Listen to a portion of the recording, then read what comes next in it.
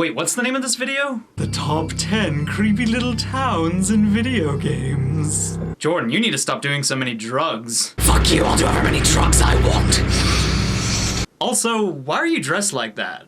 You look silly. Shut up, I look beautiful. No, you look silly. I look beautiful. You're ugly. And now, ladies and gentlemen, the top 10 creepy little towns. Yes.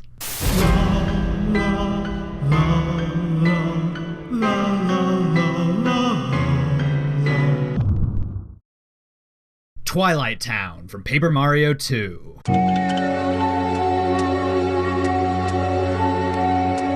Yes, I'm starting this list off with Paper Mario, of all things, which, creepy little towns aside, just so happens to be one of my favorite video game franchises of all bloody time. I love the Paper Mario games, and if there's one thing I love about them most, it's how creative and unique they always are, with crazy bizarre storylines, crazy bizarre characters, and crazy bizarre locations all throughout the series.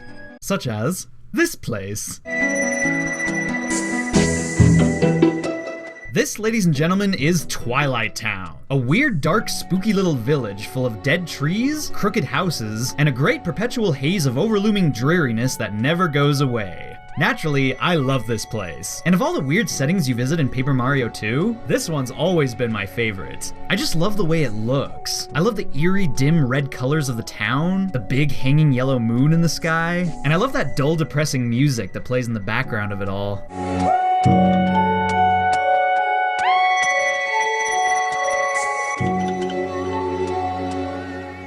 It's so delightfully dismal I could kill myself.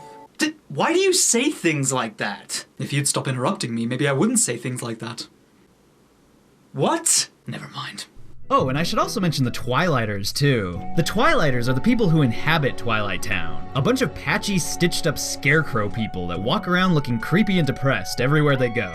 Oh, living in this dark place. It's so depressing, you know? Oh god, I love these guys. They're just adorable. My favorite one was always the town mayor. I love how he had a bunch of stuffing popping out of the corner of his head, but he didn't ever really seem to notice or care. I always wanted to be like him, just walking around being the mayor of Twilight Town, with my cane and my big puffy eyebrows, not giving a single shit. I know Twilight Town may not be a very creepy place, and I know it's more just like creepy themed, but hey, there's a reason I put it at number 10. So what do you say we move on now, and let the creepiness get creepier?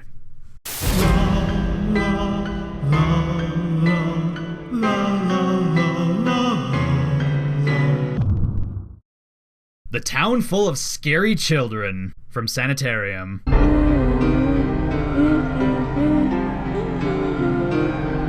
Okay, first of all, Sanitarium is one of the best point-and-click adventure games ever made. If you haven't played it, you need to play it. Second of all, I don't even know where to begin.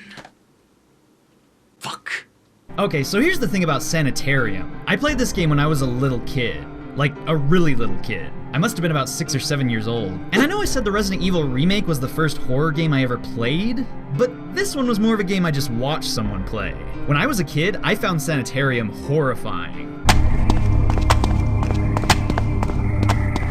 But nowadays, I'm just in love with it. Sanitarium is a demented, unique, wildly imaginative horror game, full of freaky, grotesque imagery and strange emotional storytelling. And there's no game quite like it. There are a lot of things in Sanitarium I love, and a lot of insane parts of it that I could spend hours talking about. But right now, I just want to tell you about my favorite part. The second chapter of the game, where you visit a small town full of creepy, deformed children. I haven't seen any adults in this town. Where are they? Where are your parents? I'm sorry, but Mother has forbidden us to talk about them. So at one point, near the beginning of Sanitarium, you find yourself transported to a tiny decrepit town in the middle of nowhere. And all around the town, there are children, with messed up faces and freakish malformed body parts. Who are you, young lady? My name's Jessie Hatcher. What's yours? I can't remember my name. Well, Mother won't let me talk to strangers, so you'd better leave. You can try talking to the children, but anytime you ask them where their parents are, they don't seem to want to tell you. And they keep mentioning the presence of some indiscernible thing called Mother. I keep hearing about Mother, but it doesn't sound like she's anyone's real mother. Who is this person? She's resting right now. Otherwise, I wouldn't speak to you. You're right, though. She isn't anyone's real mother. As you walk around the town, you'll start to find strange things like giant plant roots growing all over the buildings, and newspaper articles talking about a mysterious comet falling from the sky. Eventually, you make your way to the town's elementary school, and there, after breaking down the door, you finally find the dead bodies of the parents, covered in vines and rotting away. Decayed bodies? Are these the parents? If I asked the kids directly, it might upset them. It turns out, and this is a spoiler by the way that you might not want spoiled, Mother is actually a giant alien mass of green space comet shit, who's killed the parents and is now slowly transforming the children to become one with her perfect, slimy, inhuman form. It is not conceit. After I complete their transformation, the children will be one with me forever. Happy ending. Next town.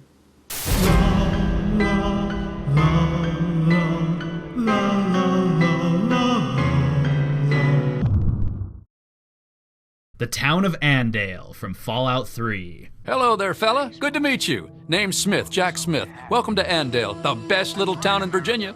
Alright, here's a creepy scenario for you. Imagine you're walking around the desert wasteland of post-apocalyptic America, and suddenly, on your travels, you come across a tiny village full of about 6 people. 6 people who never stop smiling, and seem to be disturbingly blissful about absolutely everything they talk about. And it's good to meet you, too. Feel free to stay in Andale as long as you like. Heck, stop by the house for dinner sometime if you'd like. Now imagine these people tell you their town is called Andale, proud winner of the quote-unquote Best Town in the USA contest. Well, hello. Welcome to Andale, winner of the Best Town in the USA contest. And then, when you ask them what the fuck the Best Town in the USA contest is, they respond with this. Well, I don't right know. But we're the best one, isn't that what matters? I mean, we're the winners. Us. Not Springfield, not Rockville. Us. There's something wrong with this lady. So, after talking with all these people, imagine you find out that almost all of them are related, and that their children have been inbred within the family, forced to marry their relatives and keep the town unified forever. Then imagine you go talk to the village elder, and he tells you to leave, to get away from the town as fast as you can and never come back. Get out! Get out while you can! Run, stranger! Run! Okay, now, imagine you go snooping around the town after hearing this. Imagine you look through the people's houses, through their kitchens, through their bedrooms and their basements. And then, when you're looking through one of their basements, you just so happen to find dead bodies, rotting skeletons, and a bunch of grimy refrigerators full of sliced up human meat.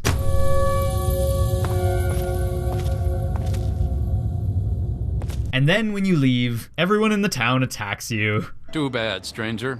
I guess you'll just have to be our new meal. Andale, ladies and gentlemen. The best town in the USA. What a lovely place.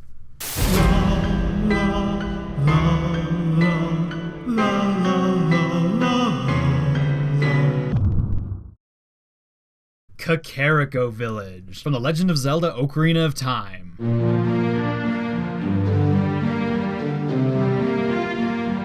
Oh, what? You don't think Kakariko Village is creepy? You don't think it's a creepy little town? Well, I think it's a creepy little town. I think it's a very, very creepy little town.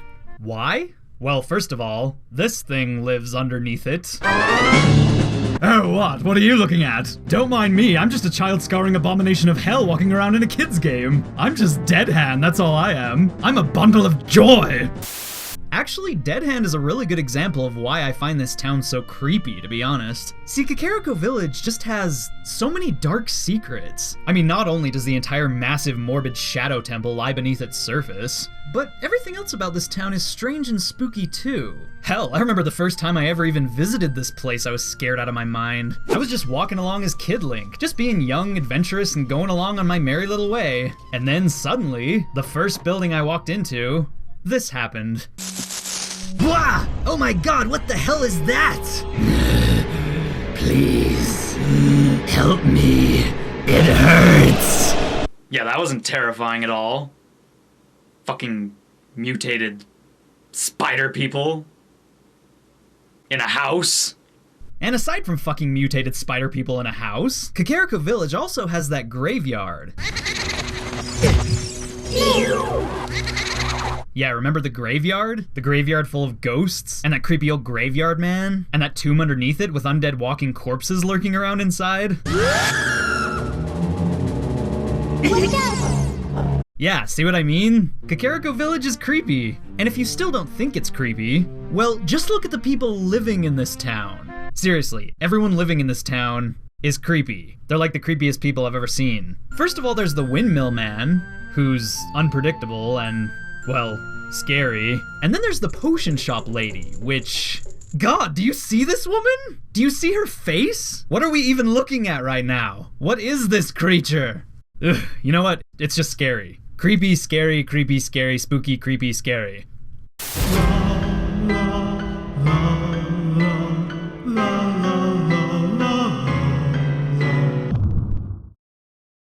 The town of Innsmouth, from Call of Cthulhu: Dark Corners of the Earth.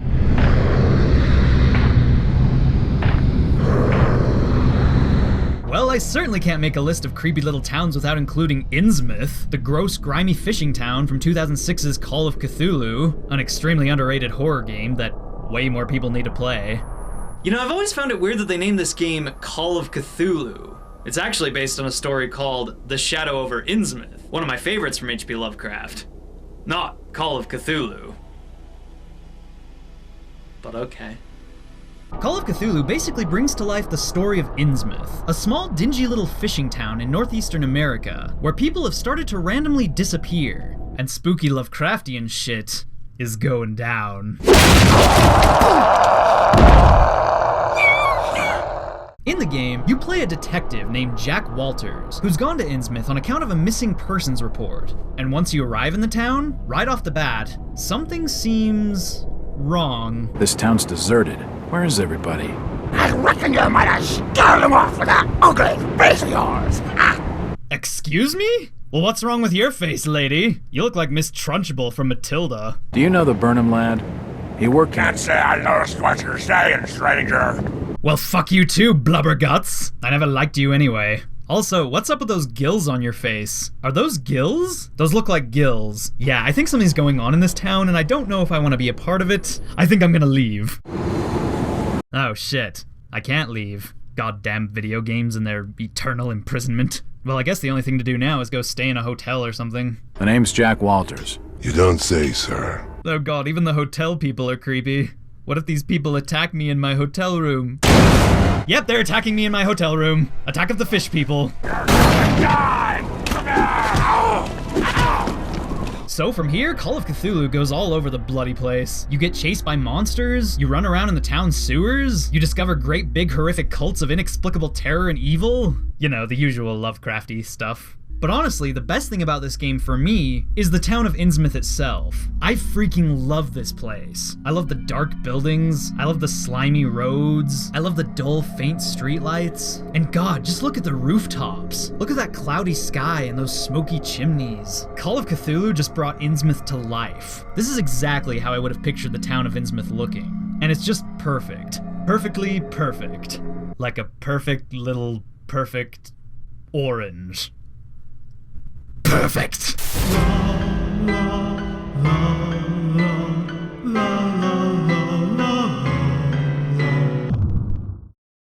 The Milkman Town from Psychonauts. Now, how am I gonna find some creepy graveyard in this nice, normal neighborhood? Okay now, how the hell am I gonna explain this one?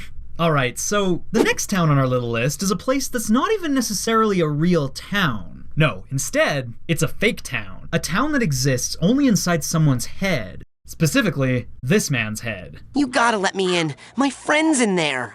Sorry, the milkman has the key. I am not the milkman. I'm the guard. This is Boyd Cooper, a paranoid schizophrenic security guard with a brain full of fears, worries, conspiracy theories, and multiple personalities. Did I just think that? Or did someone make me think it? And nobody seems to care. When you first meet Boyd, you ask him to let you through a locked gate that you need to get through in order to progress through the game. But he tells you he can't open the gate, because only the milkman can open the gate. Where's the milkman? I'll bet he's sleeping on the job. His milk is delicious. Everybody wants it. He'll be here soon. Then the lies will end. So of course, the only way to get past the gate is to find out who the milkman is. So you go inside Boyd's head, because that's just kind of what you do in this game. So when you enter Boyd's mind, you wind up in a town. A very messed up town where everything's crooked and everyone around you is disconcerting and suspicious. The road is out and we are working on it. It is a good day for watering plants. These are my hedge trimmers. They help me maintain my hedge. The dead people are underground and I have brought flowers because I am sad. Also, there's this odd little girl you keep running into everywhere you go, and it's literally the same little girl everywhere you go. Hello, sir. I am a rainbow squirt. Would you like to buy a box of my delicious rainbow treats? No, I do not want your rainbow treats. Why are you everywhere? What is this town? Whatever, I guess I'll just go walk around and I'll see what's inside this house. Oh, hello there. Have you come to pay for your rainbow treats? No! I don't want rainbow treats! Why are there so many little girls? Why are you all here? Someone help me. Okay, I guess it's a boss battle. Whatever. So in the end, it turns out the milkman is actually inside this house. And he's like in cryo sleep or something. He wakes! I am the milkman. My milk is delicious. So, yes. Bottom line, this place is crazy. Incredibly crazy. It's so crazy I could set my hair on fire.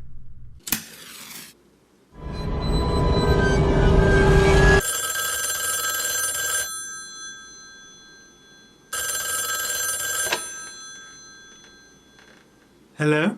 Hey Jordan, my weekly motivational calendar told me to check in on a friend and encourage them in whatever they're doing, so what are you up to? Setting my hair on fire. Oh, well, I encourage you to do that.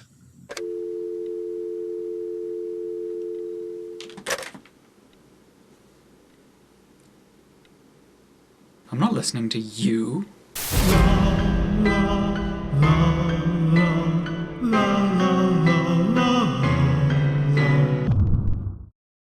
The Ghost Town from Yume Nikki.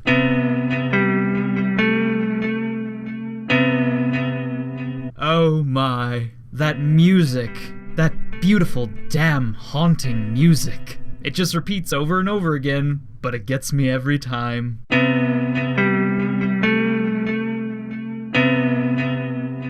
Okay, so this next town on the list, it might be a bit of a cheat. This is the Ghost Town from Yume Nikki, an indie game I really love.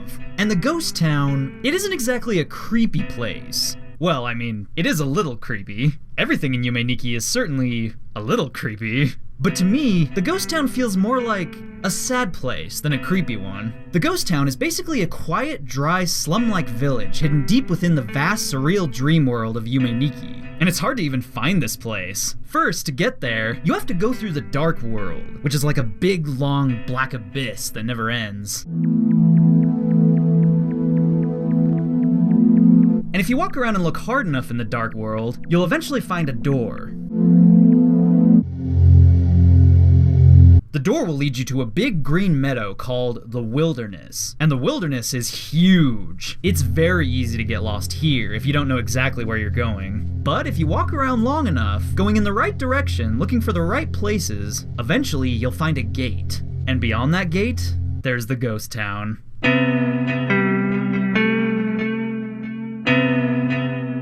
Now, unlike the rest of the towns on this list, the Ghost Town doesn't have any kind of dark secret. It's not a dangerous place, and there's nothing particularly scary about it. Instead, it's just kind of there. The town is very small, and it has a very hollow, empty feeling to it. The houses are all just tiny metal shacks, and all the people living there have holes in their faces. They also make this cute little noise whenever you talk to them. What does that little noise mean? What could it be? Does it mean they're happy? Does it mean they're sad? Are they trying to communicate with me in another language? Poor bastards. I don't even know. Also, if you wander around the town long enough, you'll eventually find a couple shacks that are open, that you can actually go inside. Let's see what's in this one.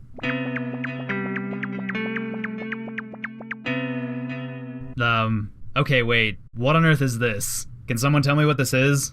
Is it alive? What's its name? Why does it live here? What is its purpose? I want answers, goddammit! Whatever. I guess I'll never know. I'll never know anything about this place. And in a way, that's kinda what makes it special. Creepy, empty, and special.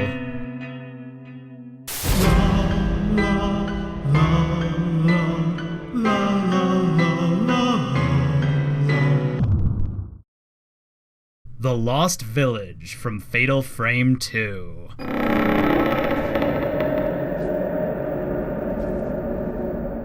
Fatal frame, fatal frame, fatal, fatal, fatal frame. You know, you're not even holding the right game. Minakami Village is from Fatal Frame 2. If I want to hold Fatal Frame 1, I'm gonna hold Fatal Frame 1. Ah, yes! I finally get to talk about Fatal Frame on this channel. Oh, so long have I wanted to talk about you, Fatal Frame. So long. I have to say, personally, I think Fatal Frame is one of the scariest, most effectively frightening horror game franchises ever created. And among all the old classic survival horror games that admittedly don't really scare me all that much anymore, it's one of the few that still does. For those of you who don't know, the Fatal Frame games are all about ghosts. Specifically, they're about taking pictures of ghosts with a camera. And while I know that might sound a bit cheesy, just play Fatal Frame for 10 minutes. Play it alone, sitting in the dark, in the middle of the night, for 10 minutes, and you'll see just how horrifying it is.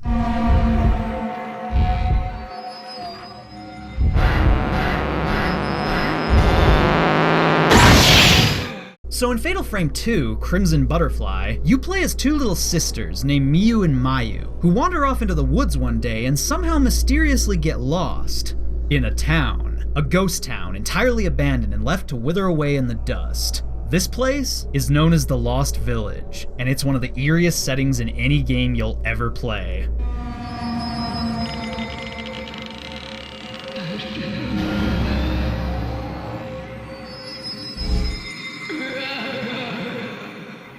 As you explore the village, you'll first find nothing but empty houses, rooms and corridors filled with dusty furniture, curious artifacts, and little bits and pieces of the town's dark history. And then, you find ghosts.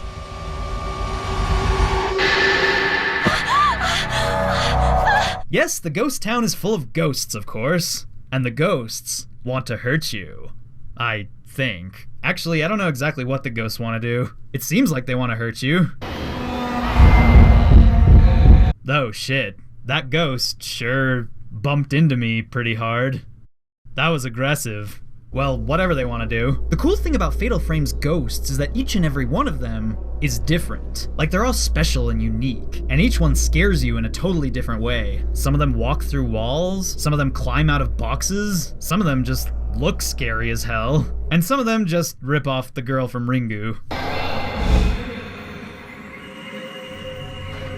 But hey, it's okay, cause plenty of games rip off this game. Like, look, it's the Crooked Man. From the Crooked Man. Except it's not from the Crooked Man, it's from Fatal Frame. See it and believe it.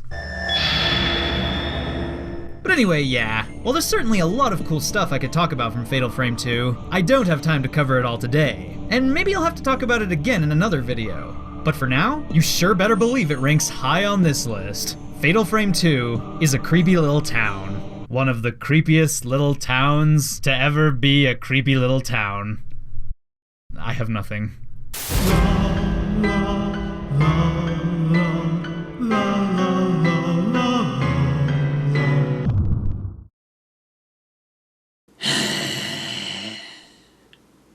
Alright, let's get the obvious one out of the way. Lavender Town.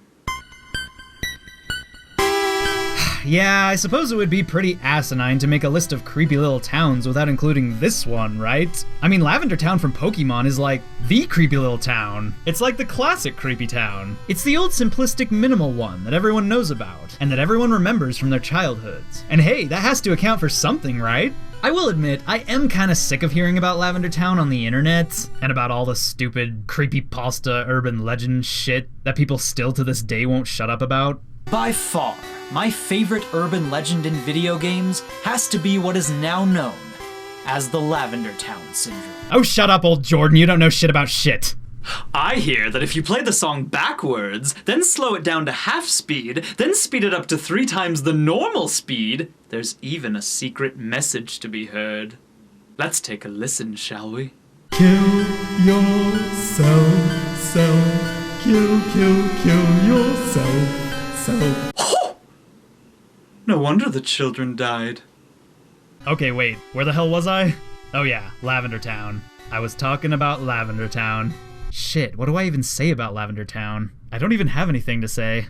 Lavender Town is a town, and it's a spooky town, and it has ghosts in it, and that's spooky.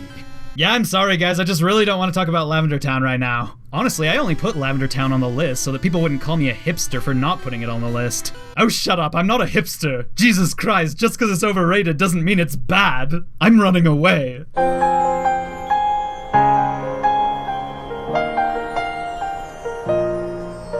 The snow glows white on the mountain tonight, not a footprint to be seen.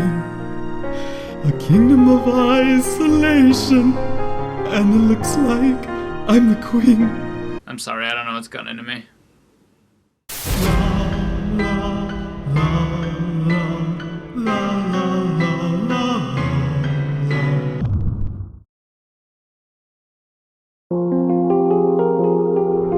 Oh, but of course, why yes, well of course. Who couldn't have seen this coming? Silent Hill. The one creepy little town to rule all creepy little towns. I can't tell you how much I love Silent Hill, how much I love this game, these games, all of these games. Wait, no. I can't do this. I'm not gonna talk about this. No. Wait, what? You're not gonna talk about Silent Hill? Oh, no. I'm gonna talk about Silent Hill. Then talk about Silent Hill. No, not yet. Not yet.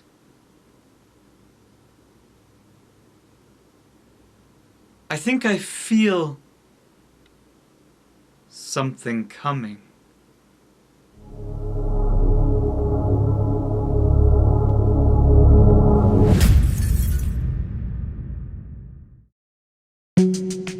Hello everyone, and thank you guys for watching my top 10 creepy little towns in video games. Right now, I'd like to take an opportunity to thank my top supporters on Patreon. WanderGirl108, Jose Garcia, Kira Dude, Nathan Stapleton, Xantippe Pink, Delta Dellis, Noah Vilgrain, Twinblade Mel, Huzelos, Otto Nichols, Kite Moonwall, Record 19, Camel Traffic, Psycho Amanda, and Conley. You guys are incredible. I'm serious. If Patreon keeps growing, soon I'll be able to do Jordan Underneath as a full-time job. And that would be amazing. I could put all my time and effort into it, as I kind of already do. And that just sounds great. So again, thank you. You guys are the reason I've been able to make so many videos this year. More than last year anyway. I take YouTube a lot more seriously now, and it's all thanks to you guys. So thank you. Thank you, thank you, thank you, thank you, thank you, thank you.